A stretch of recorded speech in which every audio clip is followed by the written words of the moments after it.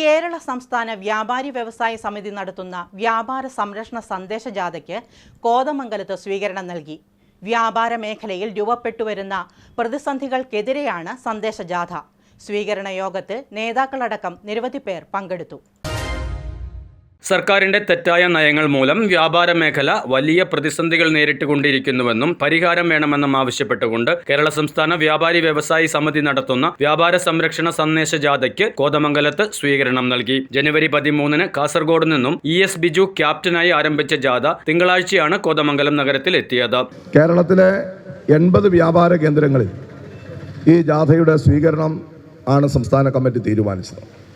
ജനുവരി മാസം 25-ാം തീയതി വൈകുന്നേരം തിരുവനന്തപുരം ഗാന്ധി പാർക്കിൽ നടക്കുന്ന സമാപന സമ്മേളനം മുൻ തൊഴിൽ വകുപ്പ് മന്ത്രി ശ്രീ TP രാമകൃഷ്ണൻ MLA ആണ് ഉദ്ഘാടനം ചെയ്യുന്നത്. തുടർന്ന് കേന്ദ്ര ഗവൺമെൻറ് ശ്രദ്ധയിൽ കൊണ്ടുവരേണ്ട കാര്യങ്ങൾ ഉന്നയിച്ചുകൊണ്ട് ഫെബ്രുവരി മാസം 13-ാം തീയതി ഈ കേരളത്തിലെ 16 ലക്ഷത്തോളം വരുന്ന വ്യാപാരികളുടെ പ്രതിനിധികൾ എന്ന നിലയിൽ 1000 സന്നദ്ധ വാളണ്ടിയർമാർ ഡൽഹിയിൽ പാർലമെൻറ്റ് മാർച്ച് നടത്താൻ തീരുമാനിച്ചിട്ടുണ്ട്.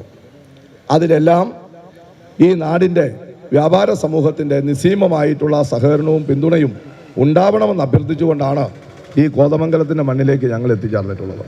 ഊഷ്മളമായ സ്വീകരണമാണ് ജാഥയ്ക്ക് പ്രവർത്തകർ ഒരുക്കിയിരുന്നത്. സംഘാടക സമിതി chairman KA Joy, convener KA Naushad, president MU Ashraf, KA Pareed, treasurer KA Kuriakose, PA Shiyas, Saji Madavana, VV Johny എന്നിവരുടെ നേതൃത്വത്തിലായിരുന്നു സ്വീകരണം. സംസ്ഥാന joint secretary KM Lenin, Milton J Thelakkoottoor, സംസ്ഥാന വൈസ് പ്രസിഡന്റുമാരായ CV Pappachan, MP Abdul Gafoor, manager S Dinesh, ജില്ലാ secretary Jaleel, vice captain V Gopinath, Wahid, Robin തുടങ്ങിയ നേതാക്കൾ യോഗത്തിൽ പങ്കെടുത്തു. വിലക്കയറ്റം തടയുക, ഓൺലൈൻ വ്യാപാരം നിയമം മൂലം നിയന്ത്രിക്കുക, അനിയന്ത്രിത വഴിയോര വ്യാപാരം ഒഴിവാക്കുക, GST അപാകതകൾ പരിഹരിക്കുക, വ്യാപാരി ക്ഷേമനിധി പ്രവർത്തനം കാര്യക്ഷമമാക്കുക എന്നിങ്ങനെ നിരവധി ആവശ്യങ്ങളാണ് ജാഥ മുദ്രാവാക്യങ്ങൾ. News desk Media 60 Kothamangalam.